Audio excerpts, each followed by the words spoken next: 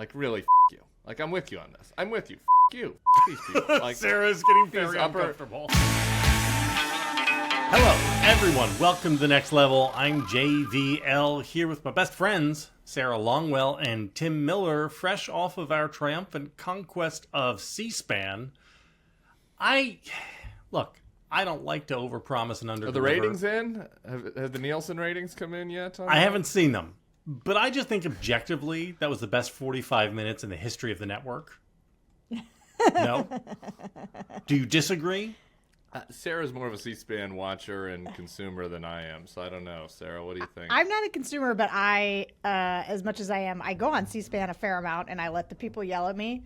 The best thing about this C-SPAN, well, there are multiple things I like, but one of them was obviously many of our people who listen to this show called in. Thank you, guys.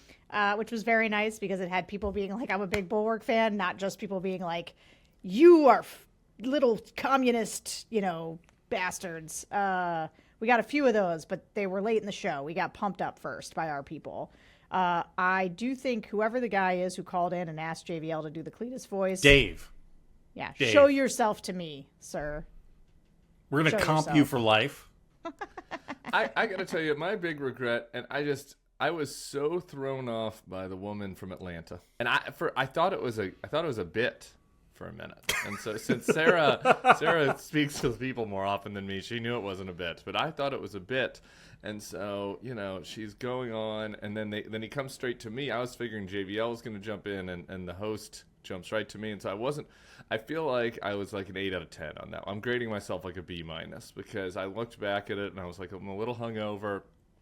She threw a meatball right down the plate for me about the wall, in Florida, and how she's concerned about people coming across Florida because we haven't built the wall, and that is not technically accurate, I guess, unless we're talking about a seawall. And so I did feel like I kind of let the people down a little bit on that one, but otherwise, I thought we really nailed it. I thought my favorite part was Dave calling in asking me to do Cletus, and then one caller later, we actually got Cletus, which was amazing. That was good. And that gentleman was every bit as erudite and intellectually serious as I have come to expect from people of his ilk. Okay. For people who don't know, though, the magic of television, the one thing about it that was annoying is, unlike right now, we can all see each other's faces. So, we know how we're reacting to things. And so, I could sort of get it from your voices because I used to listening. I knew when JVL was JVLing. But it was still hard not to see your faces and, be totally just sit there on camera for an hour without feedback. Yeah, no, I agree. It's more fun when we can see each other and pick up on our cues and do hand motions. And I do have to say there was one caller that I wanted to do a hand motion to, but then I figured Sarah would not enjoy that. I wouldn't have been able to see it, but you did say schlong, so I felt like you got plenty in. You did get to say schlong. And that was nice. We were amazing. At 8:45 in the morning, that's what people are looking for. We were amazing. I think take it we'll never be asked back. The show. We think the host listens to this show. He seemed to. I just assume we are never being asked back on that show. I think I have to imagine that they are already in secret negotiations with Sarah's business manager about a permanent slot. I don't know what kind of money C-SPAN's got to throw around, but it seems to me like that was some good. I would take it, to be honest. Content from that. When he deadpanned, what is the Cletus voice, JVL? I was like, this guy listens to the show and knows and then when Peter goes, Sarah, why does Cletus upset you? That was that was where I was desperate to have the reaction shot on Sarah. I know. And not being able to see her face in that moment was hurtful to me. Okay. Big news. We're taping on Wednesday morning, and we're going to get a Biden impeachment. It's going to be tremendous. He's being impeached because TBD. Can I ask a technical? Is he being impeached, or is he being impeached? No, inquiry impeached. I can. It's in a little impeachment light. I can field this question. Yeah, they were already investigating Joe Biden with the Sure. possibility of impeachment, and now they've upgraded that from investigation to inquiry. It's like With the storm is a impeachment, tropical it's a depression, Yeah. and then it becomes a tropical storm, and then maybe it gets upgraded to a Cat 1. Yeah. It's the triple I's. It's just a slow, methodical, destination. The walls I are don't- closing in on crime family Joe Biden. It didn't seem to work The Don. for Kevin. Matt Gaetz called it a baby step. You hate to agree with Matt Gaetz. You hate to say Matt Gaetz has a point, but Matt Gaetz kind of has a point because for all You do not, under any circumstances, have Gotta to hand it to Matt Matt Gaetz. well, I do kind of because nothing changed. I mean, Kevin McCarthy gave this very solemn speech like he was, doing, FDR by the radio with a fireside chat and making an announcement to the country about how seriously he's taking this. And then the outcome of it was the Oversight Committee, which is already investigating Joe Biden, will continue to investigate Joe Biden, but with a special eye towards impeachment now.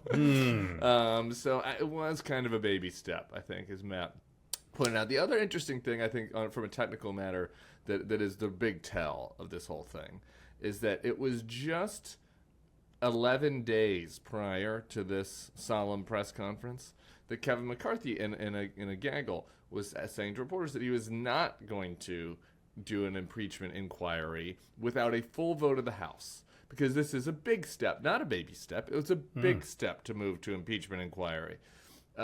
Just about a week and a half after that, it turns out he didn't feel like he needed a full vote of the House to do this, and that Kevin could just decree it so from on high because his boss Donald Trump was pressuring him to do it from Mar-a-Lago per reporting, and because he doesn't even have close to the votes.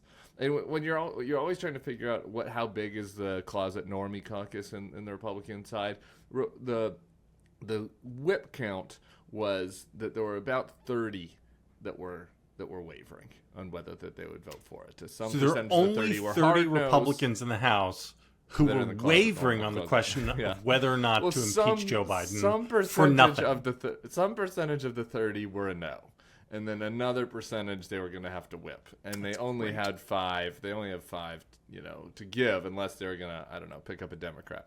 Because who knows? Maybe one of the Democrats one day will be like, I think Joe Biden should be impeached for nothing. So anyway, that's kind of where the state of play for Mike Kevin. I should say here before I throw it to you, Sarah, when we say Joe Biden is being impeached for nothing, this is not like declaring that Biden's phone call was perfect.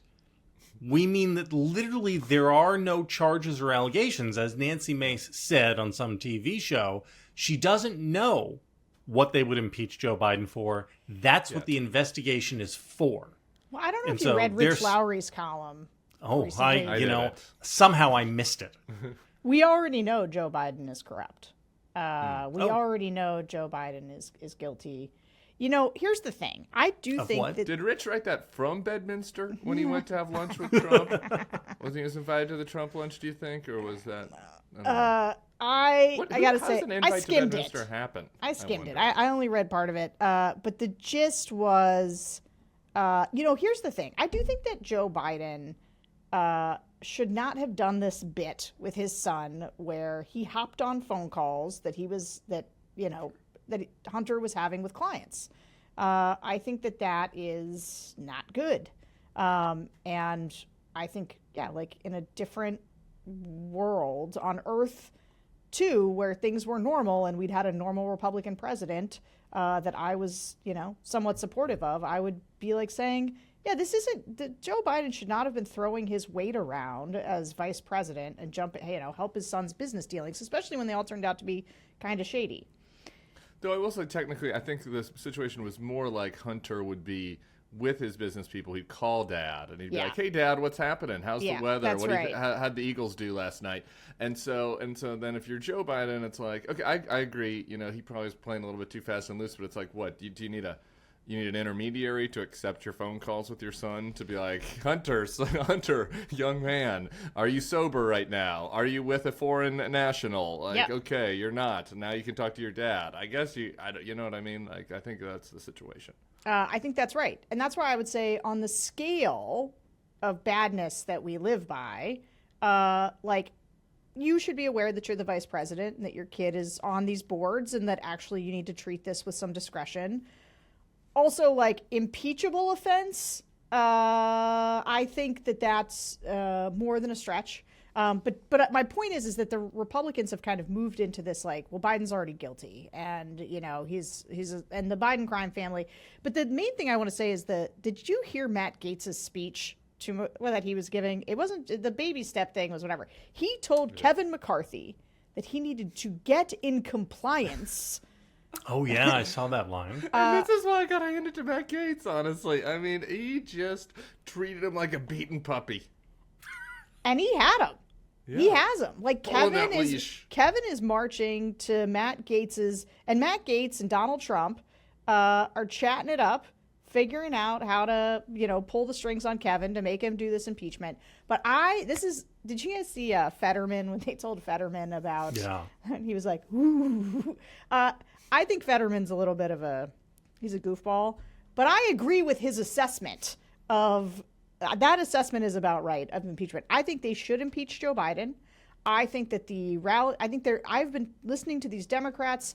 David Ignatius has a column today. Like, right now, everybody in sort of establishment Dem world is having in my mind, 5-6 months too late panic attack about Joe Biden's age, as well as, and Josh Barrow has a column this morning about how they got to replace Kamala on the ticket. So everyone's got advice right now. People got a lot of column inches to fill, not much going on in this Republican primary. And so we're all going to tell Joe Biden that he can't run and that he's got to switch out his VP. Now, I think a lot of this is perfectly sound advice. I think, like I said, 8 months ago. Except for Josh's. Yeah. I mean, Josh makes some good points sometimes, but the notion that the Democrats that rely extremely heavily on the black vote are going to just randomly replace Kamala Harris with a white lady from Michigan and be like, she's just better. Sorry, I don't have any substantive reason to fire Kamala. It's not a bill of goods. I just think the white lady's a little bit more palatable. Like that, you think that's going to go over well with a core constituency? I mean, sorry. No, it's dumb advice. It is terrible advice. It's impractical advice. Yeah. Like, yeah. I agree. I'm for Gretchen Whitmer. Gretchen Whitmer should be the 2028 nominee, or some group of them that are from these Midwestern states. Great. I'm much on the record about how these are great choices, but the idea I don't know if you've seen some of the other things right now, but that he's losing altitude with voters of color. It's just an impractical thing to do. He's not going to do it. Anyway, what's the one thing that could get all these guys to stop talking about how Joe Biden's too old and should step down and get them back on his side? Impeach this guy. Impeach him for nothing. And then David Ignatius can write columns about how Joe Biden's being impeached for nothing. And I think they all need this. They need this. They need this to fill their time and their columns. It will do Joe Biden a world of good. I think at least some of those 30 Republicans who don't want to do this know that this will have nothing but a helpful effect on Joe Biden. Do you think that? Okay, so here I was going to posit to you guys. Okay, well, I'm going to throw this to you guys and ask you to game it out for me. Because I think this has almost zero downsides for Republicans. And maybe there's a little bit of blowback for them, but also maybe not, because it's largely a process story. There won't be hearings. There won't be an impeachment vote. It's just going to be like a bunch of, investigations. It'll keep their people vibrating at a very high valence, because Fox will cover this thing for 27 hours a day. And the normies will just sort of be like, whatever.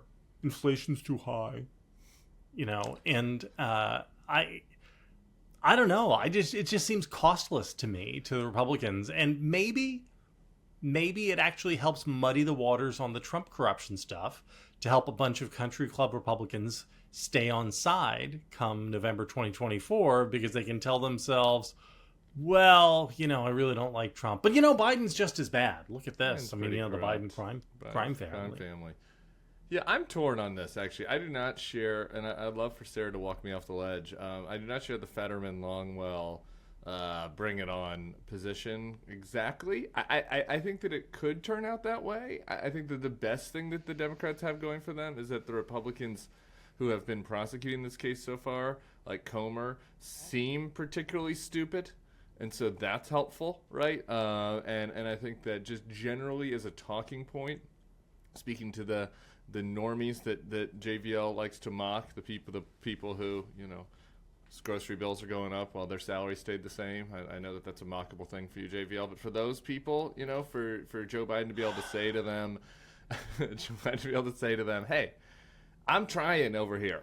Like, we actually care. We have proposals for helping wages and lowering costs and inflation reduction. Do you know what these guys care about? Relitigating the 2020 election and impeaching me over nothing, right? Like, these are insane people, and they're throwing feces at each other. And Lauren Boebert got kicked out of Beetlejuice this weekend, and right? I do think that just is a good frame for Democrats. Like, we, you might not like everything, but we're actually trying here to be, on side and care about things you care about. These people are lunatics in a conspiracy hole. And I do think the impeachment kind of serves that narrative. You don't know what you don't know. And the muddy the waters element of this thing is very concerning. Was Joe Biden on one phone call that wasn't really about the weather, that was a little more businessy than it should have been? And does one guy testify? And does the New York Times feel like they've got to now put that on the front page for a week? And then does Anthony Weiner's laptop have a message from Joe Biden to him that then, James Comey has to investigate? You know what I mean? Like, this is what happened to Hillary, right? Like, the Benghazi thing was ridiculous. There was a kernel of truth, about, I think, the lack of preparedness of the administration to what was going to happen. But, the investigations then became absurd and mockable. But over the course of the investigation, they found the server, right? So, and then that becomes a series of stories. And the server, and you find Anthony Weiner's got messages, and then that becomes a series of, right? So that part just has me I got a little bit of PTSD from 2016 over this, and where I think that probably, it continues to reinforce the Republicans are crazy narrative, but I don't think it's without risk. Okay, do you want me to tell you what my rationale is? Yeah, please. Okay, so going back to maybe I was being too glib about David Ignatius and everybody writing these articles, but that is sort of what I'm talking about. Trump has benefited enormously. I don't know if you've looked at any of the recent polling on the field, but Trump has gone up. Everybody else is trading little points here and there. Like, Nikki gets 1 and Vivek gets 2 and DeSantis loses 3. But Trump's at 56. I don't know. It's the gap is enormous. That began during when they went into Mar-a-Lago. And that was the rally around Trump effect. I think that Joe Biden is in dire need of some rally around Biden effect. And I think he will get it when the Republicans overreach. So I don't think that the going into Mar-a-Lago was an overreach, because now we know they kept calling him, being like, we're going to come in if you don't give these documents back. And he told them to F off, and so they came in and got him. I think that Biden, his low approval ratings include the polarized political environment of the Republicans, who are never going to give him marks for anything. Mm-hmm. They are low because Democrats, it's essentially what I think is in those numbers is in disinterest in him running again, right? And so people don't want him to run again, or they think he's too old. I think giving him something to fight back against, I think something that brings the sort of chattering classes onto his side in a way where they feel some umbrage at him being impeached over nothing. I think highlighting the crazy people. I think when Matt Gaetz and Marjorie Taylor Greene and Lauren Boebert are in front of cameras, I think that is bad for Republicans and good for Democrats. And so, and I think what I could see is that there is the circus of the Republicans impeaching and all their whack jobs front and center, making Kevin McCarthy's life miserable, not having evidence to present. I think that's. While the conditions of the economy slowly improve. So I also, well, this is all JVL and I talk about on the. My favorite part of the C-SPAN actually was when his opening question was to JVL about why Joe Biden is like going to be great, and JVL said the economy, and then he was like, "And Tim, what do the Republicans have? Like, why are they going to win?" And you were like, "The economy," and I was like, "Yeah." And so I think that listen, I was just doing a focus group last night with swing voters. They think the economy is terrible. This is so consistent. So do Democrats, and like. I do not care about what the macro conditions are, but at some point, I mean, I care in the sense that at some point, if the macro conditions get sufficiently good, people will start to feel the benefits, but they certainly aren't now. And hopefully they could in a year, while the Republicans are doing the impeachment stuff. Like that's the best case scenario for Biden is that you get, improvement in the economy while Republicans are behaving like idiots. All right, Sarah, that's a good pitch. You know what? I am not sure the people feeling the benefits is going to change their minds on this. Does anybody remember the American Rescue Plan's gigantic child tax credit program for families, which put real money, actual money into people's pockets every single month? And the Republicans killed this, and the Republicans have paid what price for that? Zero, nothing. I do not believe that people's opinions about where the economy is are tied to anything rational. I think it's just all disagree vibes. with this so much. It's just all vibes. No, people have rent to pay. People go to the grocery store. Yeah, and the prices of some things go down, the prices of other things go up. No, it is vibes, and it's annoying. And I think what you underestimate. I think that you. This is. I think I said this on Slack the other day. There's the exception that proves the shirt. JVL is always right. You've got to be wrong about one thing to prove that you're always right. I think it is because you kind of live like a hermetic life, in rural New Jersey, New York, where you just, New York City. You just take your kids rural to baseball. New York City. You just take your kids to baseball and write a newsletter and I think that for people who live a little less hermetic life, everything is more expensive and that's annoying, right? And so sure. Like, there are other things that are good. People feel very secure in their jobs, and that's nice. People like that. So it isn't a catastrophic economy, but it's a very annoying one, where it's like every day they're like, my coffee is fucking $1 more than it used to be, and my fucking lunch is $1 more than it used to be, and my grocery bill's $50 more than it used to be. And their wages aren't going up. Their wages are going up. Now they are the real wages, right? The real wages, indexed to inflation aren't keeping pace, although that gap is closing. Sure. It depends on the scale. The lower you are on the wage scale, the better you have been, because a lot of the wage gains have been at the lower end of the scale. So it's the professional classes who are hurting more on this metric right now than people that's in true. Yeah, that's true. I guess what I don't understand is. Things are never perfect, right? Even in the best economic times, like everybody has economic anxiety. Everybody, some giant percentage of the country is one medical event or one job loss away from being really stretched very thin. And this idea that there's some, if we could get these 15 economic indicators all pointing the right way, then nobody would complain about it. And that's just not true. Somebody would then find the 16th indicator, right? Well, sure, the prices of eggs are down and gas is down, but celery is up. I agree with this. This is all we do, right? I agree with this. What you're missing is that this is a broad-based, nearly everybody, except for, wage workers whose wages are up, but, who have the smallest savings, right? With which to deal with spending, their prices are up, but in this case, it's the broad middle. Everybody is experiencing increased costs, and only some people are seeing increase, wages or salaries, right?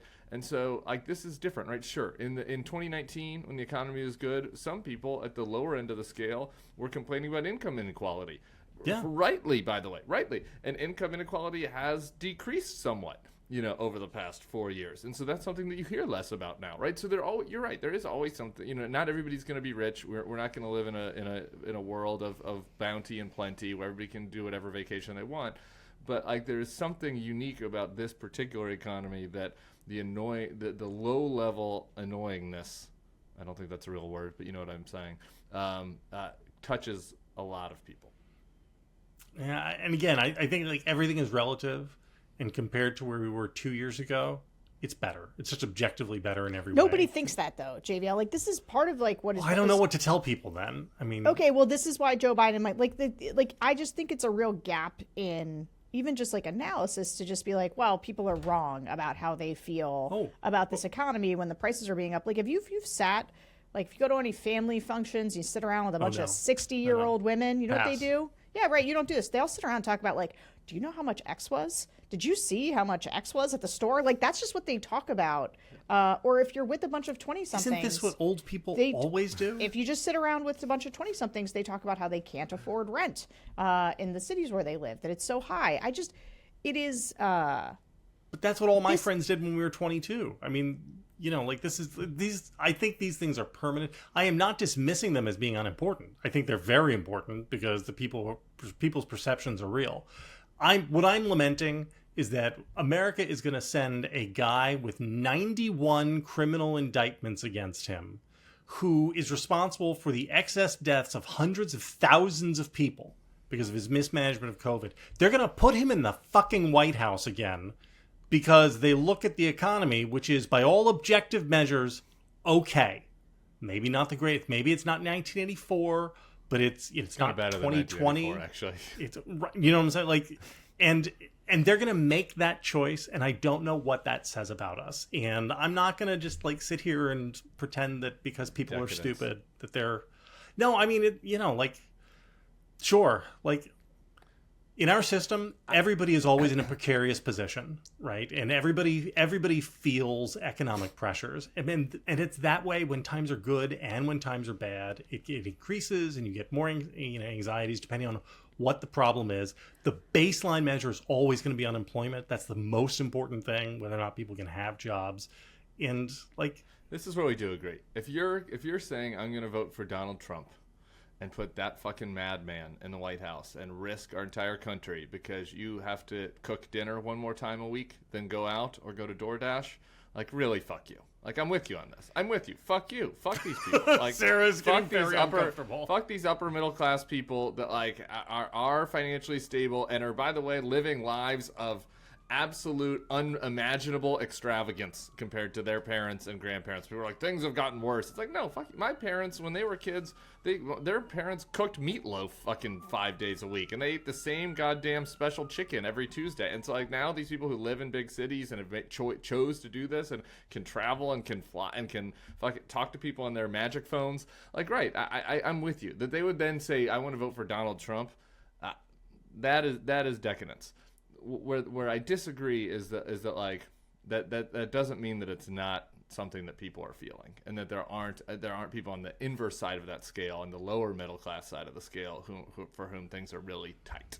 Sure, but again, those people, when you're because of our system, things are always tight, right? This is part of the reason some of us are commies, is that even when things are good in America, things are really tight if you're at that end of the ladder. And that's a problem, but it's a persistent problem. Yeah. Well, I was sitting with these swing voters yesterday, listening to them, and it's probably a young guy, black dad, who was talking a lot about his kid. And when he talked about Trump, he just said, he'd voted for Trump the first time, Biden the second time, because he thought Trump was a scumbag. But he's like, I kind of miss Trump just because the economy was so much better. And the idea that people don't pay attention to so many of the things that we do, but they are paying attention to their gas bill, their grocery bill, and what it costs to send their kids to do X, Y, or Z, like, they just are. And I actually on the JVL side of the scale, they weren't paying attention to the Capitol being stormed. I mean, I'm not asking for them to know all the details. He was really bad in 2020. And to be fair, this guy when Bush came to shove, he was going to vote for Biden over Trump. We actually had a clean sweep for Biden last night over Trump with the swing voters. But that doesn't mean that. But they all were super down on the economy. They were all thought things were headed in the wrong direction, and I really disagree though with this idea that like it's just always like that. Like, I think there's an element of people kind of always complaining or like things are never good enough. Like, that's just the American way. But the idea that there aren't like relative differences between how people felt about the economy in 2017 versus how they feel in 2023. And that guy, people haven't experienced inflation. It's people that are our age, haven't really, we haven't really had inflation. It's like this notion that I've got to, this is to your decadence point, JVL, but it's also real. Like this notion that, okay, I got to tighten my belt and like spend a little less than I was spending before because things are getting a little more expensive is not really something that people who, came into adulthood after the Great Recession have ever had to feel. Right, and so it is kind of the first time for that, and you can see why it's annoying to them. Now, annoying enough to vote for Donald Trump, fuck you. But so we're gonna have to move on to this in a second. But I will say this: so Sarah, this is one of the things that drives me crazy when people say the economy was better under Donald Trump. When? Because it wasn't better under Donald Trump in 2020. And there's this weird thing, right? American politics is always about what have you done for me lately, and with Trump, they somehow ignore the last thing that they saw from him. And they jump back in time. They're like, yeah, well, it's like saying that things were great under George H.W. Bush before the recession. So why would they vote for the pandemic? Everybody knows that the pandemic was an exogenous event that was out of everyone's control. Why does Trump get a pass for the pandemic, but Biden doesn't? Yeah, this is the weird. Again, this is weird. Oh, also, Sarah, inflation doesn't have anything to do with the pandemic. It was just Donald Trump's part that had to do with the pandemic. But this is actually true. This is a good point, which is the people feel like the pandemic is over and has been over for a while now, and that the economy is worse. Like there was a period of time where the frustration was really about supply chains and like nobody was working when I went, like there's a change in what the complaint is. And the complaint now very much is about cost. Yeah. There is. All right. Before we move on, this is maybe one of us will write about this. There is like a political science point to the vibes thing here, though, which is that you've seen over the last 40 years, the right track, wrong track numbers have sort of stabilized in a place where people are always saying we're on the wrong track. And it didn't used to be that way. So anyway, this is like a... No, that's a partisanship. That's thing. like a thing that people should write a book about. You're also talking about like the overall right track, wrong track. I'm actually talking about what I hear when I listen to voters. Sure. And the fact is, like early on in Biden's term, there was a lot of, I feel like we're headed in the right direction. Like, this is good. I'm optimistic. And now people are not optimistic and they don't feel like we're headed in the right direction. And these are not Donald Trump fans. And I just think that's the problem. And I'll just go back and circle back quickly to why I think if they want to impeach Joe Biden and have a bunch of these people who are like, they're not so down on Joe Biden. They're just like down on where things are and like don't love him and kind of wish there was somebody younger. I think it pulls some percentage of those people back into a more enthusiasm for him while the Trumpers come after him. From your lips to God's ears. God will. All right. So the other thing I want to talk about was abortion. Abortion is never fun to talk about.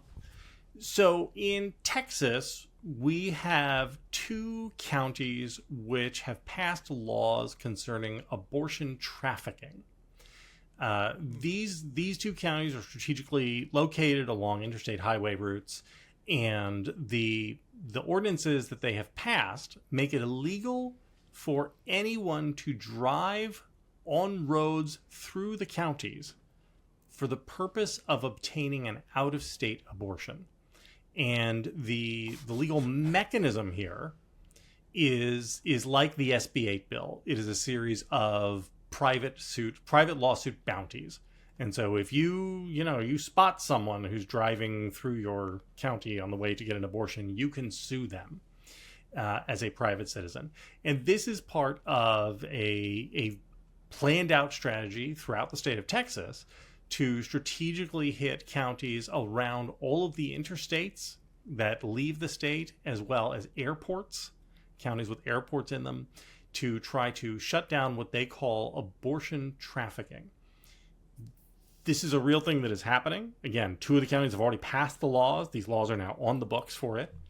I find this astonishing, and I am just curious as to what you guys think the political consequences of this will be, because I think there'll be zero. I think, like with the impeachment, this is just another asymmetry where Republicans won't pay any price for it, and like there's nothing Dems could do. In the aftermath of Dobbs, there was a lot of concern that Democrats would, overplay their hand and would push for, abortion laws that were wildly out of step with where, general public opinion is on this. And I guess there's been a little bit of that. But the other side is, this seems nuts to me. Am I wrong, Sarah? You're not wrong, but about the nuts part. I think you're wrong about the fact that there's nothing Democrats can do about it. I just think that the way Republicans march in lockstep and create an issue and talk about it relentlessly is much better than the way Democrats do. The Democrats should talk about this relentlessly, and they have to. But they don't rear up in the same way with the focus to make this central to their case against Republicans. And they should. These kinds of overreaches are the kinds of things. You even look at something like in Wisconsin, where they were going to impeach the Janet Protasiewicz. See, we've all all three of us got that right. Gold stars. They're going to impeach her and leave her in limbo. Charlie talked a lot about this, just so she doesn't have any say over the redistricting, because drawing fair maps would be bad for Republicans in Wisconsin. These are insane things that Democrats should put their hair on fire about, and a million surrogates should be out there talking about it. And they never do that in a way that I think is particularly effective. I think Republicans are much better at that. From JVL maybe should just be the assignment editor for the DNC, because I hadn't actually seen the story until you sent it along this morning. Right. But nothing makes me want to put on my freedom war paint and just do my Mel Gibson scream than trying to tell me that I can't drive across the fucking border from Texas to New Mexico. Okay, I'll drive across the border from Texas to New Mexico to do whatever I damn well please. And I do think that this is an area where Democrats can and should be cutting against the Republican argument about this stuff, all on COVID, on guns, on everything, right? I was this goes against a central ethos that some Republicans, not all, obviously, I think the dominant side of the Republican Party right now is moving towards, the Ron DeSantis-y, Trumpy, fashy, we need to punishment for our enemies and freedom for our friends. But there are still people out there that just have the freedom instinct, that have a libertarian instinct and that are swingy. And these people should be targeted with this and say, this is outrageous, far more outrageous than anything that Democrats are doing, though I want to get to New Mexico, too, in a second. I think that when you combine this story of we're banning women from going across state lines and we're letting random we're letting random Joshes sue them, because they're mad, is crazy. Just like the story that was out of Mississippi about the young girl that had been raped, that was unable, that her mother was just I'm unable to afford, we're too landlocked from states where she could get an abortion despite being a minor, despite having been raped. These are 90% issues. Even many pro-life people think that person should have that child should have an opportunity to get an abortion. So I do think continuing to just bang on those and let those stories define the Republican Party is important. The New Mexico thing, and I think is an inverse example of this, right? You see, and again, Democrats never get credit for this, but they should. And I think sometimes some Democrats, this is why the role we can play as never-Trumpers is to bring this up, because some Democrats are afraid to bring it up because they want their base to get mad at them. But when Lujan Grisham goes out there and passes whatever you think about the mayor, I'm almost into Beto territory, and we should just confiscate everybody's guns. So this is about process, not policy for me. But the idea that a governor can just on a whim, by decree, by fiat, say you can't carry your guns in this one county for 1 month because there are a couple of shootings, that's preposterous. It's preposterous. The city, sure, maybe the city council did it, and then it's approved, right? There's a process for these sorts of things. You can't be the pro-democracy party and have Democratic governors, govern by whim, to make progressives happy. But what happened to that? Several Democrats, including Chris Murphy, probably the most vocal Democrat on gun control, spoke out and said, no, I don't think this is legal. I don't think they should do this. Ted Lieu, friend of the pod, David Hogg, activists, like prominent, not random Democrats, not moderate, not Joe Manchin, prominent middle of the road Democrats were like, nope, sorry, New Mexico governor, you shouldn't do this.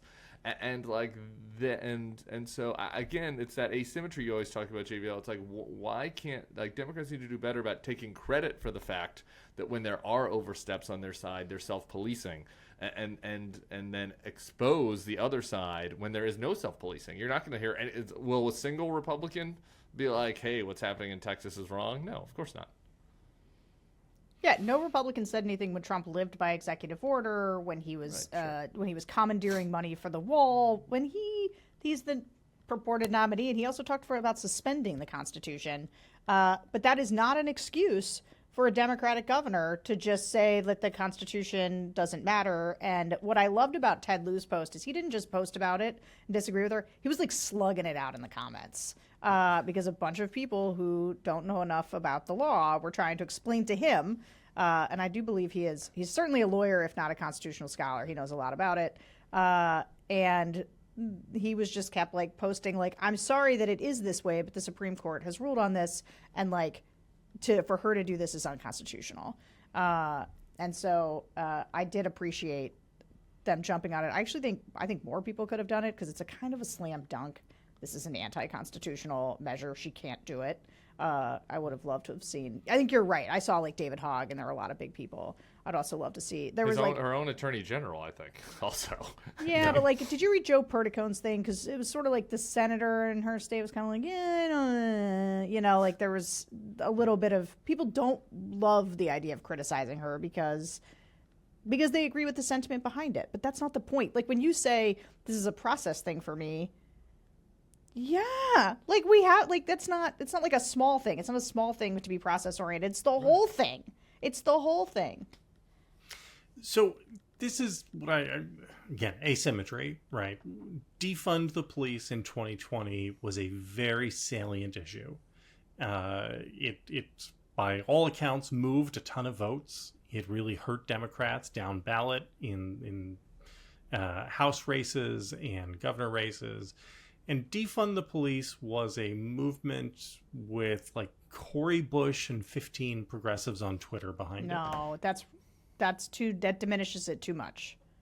Okay. Prosecutors in many major cities. Okay. Maybe not many, but in a few major cities, right? Local prosecutors. I would say many. I would say many. St. Louis, Milwaukee, Washington, D.C., San Francisco, Chicago. I mean, do we have to keep going? Well, the police were not actually defunded, and the presidential candidate is all in favor of more police and giving more money to police. And despite the fact of this, Democrats got hurt by it. Here we have... because their activist base was incredibly loud about it, and because lots of people at the state level were trying to move to do things about it. Well, the activist base on the abortion stuff is very, very loud in Texas, and they've passed actual laws that are enforced. And I just don't know that they're going to pay any electoral consequence for this, pay any electoral price. This is what, again, it's that weird asymmetry. And is it because the bases are not equally polarized, right? Because the Republican base is more concentrated in that way. And so they can just do stuff without losing any marginal Republicans, because the marginal Republicans who are gone are basically already gone. Is that, or maybe... I think there's some truth to this, but I also think there's an asymmetry in the issues. Because I think for a lot of people, the abortion thing, it is theoretical to them. And they do not like hearing about a 14-year-old rape victim who can't cross state lines. That makes them uncomfortable. They hate it. You should put that in their faces that that's what's happening. But that is different than how they feel at the idea of there not being cops to defend them if their house is being robbed. That is much more visceral to them, and it creates much more sense of that this thing that is being pushed by these other people could really impact them. I don't necessarily disagree with that. I also think, though, that like abortion did hurt Democrats in the midterms. Yeah, it did. And like it could hurt them more, or it did hurt Republicans in the midterms, excuse me. Yes, and yes. And I think it could hurt them more. I concur with the notion of somehow and this is something that you guys, despite you guys disagreeing on like the outcome of this, you both agree on just the asymmetry of like somehow the Republicans, like every hour on Fox, they're talking about defund the police, and every politician is talking about defund the police, and every even casuals at the my football buddies that I judge for who don't read any politics, like they're aware of it, right? Like that needs, and that's happening a little bit on the extreme row stuff, but I do think that can be wrapped around and helped to brand Republicans in a better way, just like this notion that like this is crazy, like we're gonna trap people in their states now. We're trapping people in their states. But here's like, the that problem. Affects everybody. Right? We don't want Democrats to do this sort of lockstep media propaganda thing, because that's a sign of being an unhealthy political movement, right? You don't want MSNBC to be like Fox, and you don't want there to, like, what you want is like with the gun thing in New Mexico, you want room for disagreement and self-correction. You don't want everybody reading out of a playbook. Right? I mean, when I say want, I mean, when you're looking for markers of a healthy political party and a healthy political movement, it's just that those things in the modern media culture turn out to be enormous electoral liabilities. I mean, I don't know that I agree with that. No? I mean, I think you don't want them to be cultivating like things that are sort of untrue for like a consistent outrage fest, right? Like the way that they want people sort of scared and angry, and they talk about the litter boxes in the classrooms, and which a friend mentioned to me at the Ole Miss Tulane game this weekend. You literally wrote the piece debunking that. I sent it to a friend, came up to me, and they were like, "Hey, I've been meaning to ask you about this. What do you think about the furries in the schools with the litter boxes?" And I was like, "Oh my god." Right. So, like, you don't want to be like a propagator of dis and misinformation. You do want to educate your voters about what, and certainly swing voters about what Republicans are doing. And I think they do a piss poor job of that specifically. And this idea of the surrogate thing, like, we end up being the surrogates, us. There's not just like an army. Trump had an army of people. And I think from just a pure communications and education standpoint, when you ask about differences in the economy, part of it is psychological and vibes. But like Trump made his own vibes, walking around, best economy for black people, best economy for women. Totally These guys agree. are like Bidenomics and it's cooling and whatever. And like, it is not. This is not where we need to be. There needs to be concerted communications efforts that create their own echo chambers, that build a narrative that dominates Republicans and forms high-level narratives about who they are. Except that we don't want echo chambers, and we want to be governed by data, not narratives. And we don't want a president who's in our face. We don't want to lie, but you want to tell people the truth about what's going on. But also you don't want to be like in the process in the business of stoking culture wars all the time to get people inflamed. And like the Biden spends a lot of time. No, I guess that's right. This is a real one. Yeah. I mean, listen, we're coming up against a hard out here. Are doing this. Yeah, guys, we are moving the show. We're moving the show if you are a YouTube watcher. So if you are a YouTube watcher, go and subscribe to the main Bulwark feed. Because come October, this show is going to be not in its own feed, but in the main Bulwark feed with a bunch of other good stuff. You should go get on that now.